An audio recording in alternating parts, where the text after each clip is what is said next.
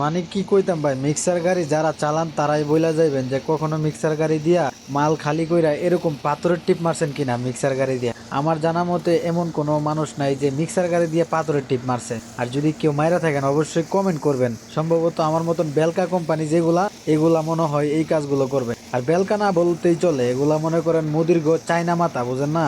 এগুলা মনে করেন গাল্লাপ যে ড্রামটাক আমরা বাংলাতে বলি, ড্রামটাকের ভাড়া দিব দেখা এই নিজের মিক্সার গাড়ি দিয়ে ওই পাত্র বইরা লয়ে পড়ে। চিন্তা করেন, এগুলো দিয়ে খরচটাও বাইচা জায়গা, অ্যাক্টিভে ড্রামটাকে দেওয়া লাগে 500-700 রিয়াল, এই টাকাটাও বাইচা জায়গা। কিন্তু ফাঁকে দিয়ে আমাদের কোনো লাভ নাই, আমাদের আরো পরিশ্রম। আমরা মরুভূমির থেকে খালি করে আবার লোড করে আওয়া লাগে এই মাল পাথর। তো যারা মিক্সার গাড়ি চালান সবার কাছে আমার অনুরোধ, একটু কমেন্ট করে জানাইবেন যে এই সমস্ত টিপ কি আপনারা মিক্সার গাড়ি দিয়ে কি মারেন কিনা। এই দেখেন পাথর লোড করে আনছি মরুভূমির থেকে।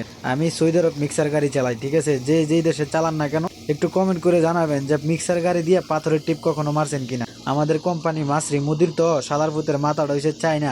এর চেয়ে মানে হেরে কি বলবো, এর মানে মাথার মধ্যে যেটা যেসব কাজ করবো এইটাই করে লাইবো।